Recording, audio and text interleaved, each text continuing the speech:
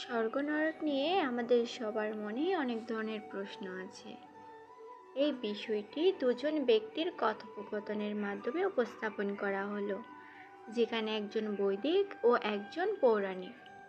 বৈদিক ব্যক্তি বললেন, দাদা, আপনাদের মতে একজন সাধারণ মানুষের মৃত্যুর পর কী গতি হবে, যে কিনা তার জীবনে পাপ ও পুণ্য দুটোই করেছে?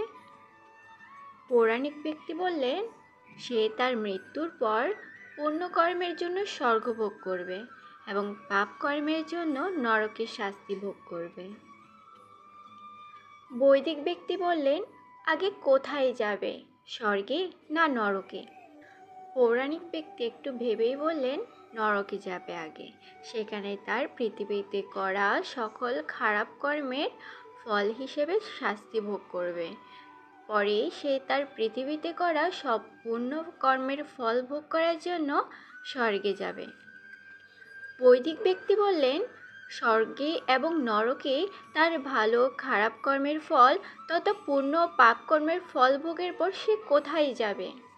পৌরাণিক ব্যক্তি বললেন, কর্মফল ভোগের পর সে আবার পৃথিবীতে ফিরে আসবে, কারণ আমরা বিশ্বাস করি স্বর্গে কেউ চিরস্থায়ী নয়, স্বর্গেরও ধ্বংস আছে। আর তাছাড়া কোনো মানুষ স্বর্গে থাকতে পারে তার পূর্ণ কর্মফল ভোগ যতক্ষণ পর্যন্ত না শেষ হয়। চিরস্থায়ী বা মোক্ষ হলো গোলক বা ভগবদ্ধাম, যেখানে গেলে আর ফিরে আসতে হয় না। বৈদিক ব্যক্তি বললেন, আচ্ছা, স্বর্গ ও নরকে কর্মফল ভোগের পর সে পৃথিবীতে আসবে তো বুঝলাম, কিন্তু কোন দেহকে আশ্রয় করে? পৌরাণিক ব্যক্তি অনেক ভেবেই বললেন, মানব দেহ। বৈদিক ব্যক্তি বললেন, মানব দেহ? তাহলে আপনারাই তো বলেন যে বেশি ঘুমায় সে পরের জন্মে ঘোড়া হবে, যে বেশি মাংস খায় সে পরের জন্মে বাঘ হবে, যে খারাপ পোশাক পরে সে পরবর্তী জন্মে গাছ হবে, ইত্যাদি ইত্যাদি।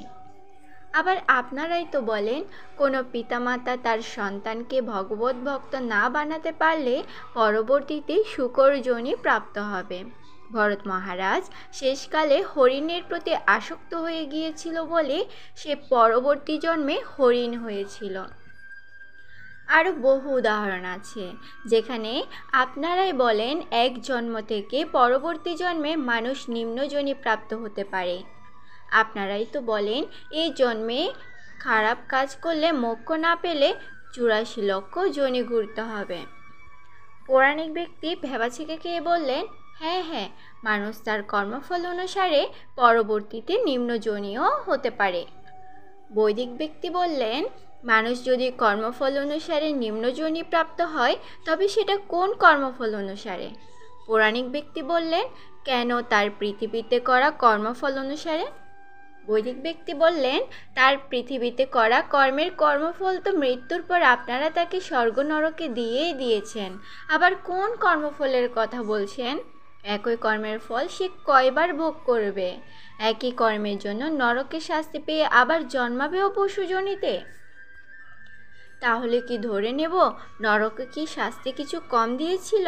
কিন্তু আপনি তো বলেছিলেন পৃথিবীতে করা সকল পাপের শাস্তি নরকে পেয়ে তারপর স্বর্গে যাবে, নাকি পৃথিবীতে উদ্দেশ্য প্রণোদিতভাবে পশুজনি দেবার জন্য কিছু পাপের শাস্তি দেওয়া হয়নি? নাকি সে জেলে পুরো শাস্তি ভোগ না করে পালিয়ে আসার মতো নরক থেকেও পালিয়ে এসেছে? পৌরাণিক ব্যক্তি বললেন, না মানে?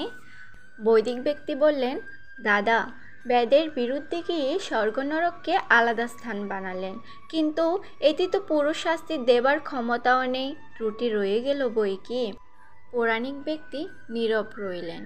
এভাবে এই প্রশ্নের জবাব না দিতে পেরে নীরব হয়ে যায় আমাদের পৌরাণিক দাদারা। তারা বুঝতে পারে না যে ঈশ্বর কাউকে তেলে ভাজার জন্য বা পোড়ানোর জন্য নরক সৃষ্টি করেন না। আমরা ঈশ্বরের সন্তান, তিনি আমাদের কর্মফল ততটুকুই প্রদান করেন যতটুকু কর্ম আমরা করেছি। কাউকে বেশিও দেন না, আবার কাউকে কমও না। সকল জীবের প্রতি তিনি সমদৃষ্টি প্রদান করেন। আমরা কোনো খারাপ কাজ করার আগে তিনি আমাদের সতর্ক করে দেন ভয় ও লজ্জা দিয়ে।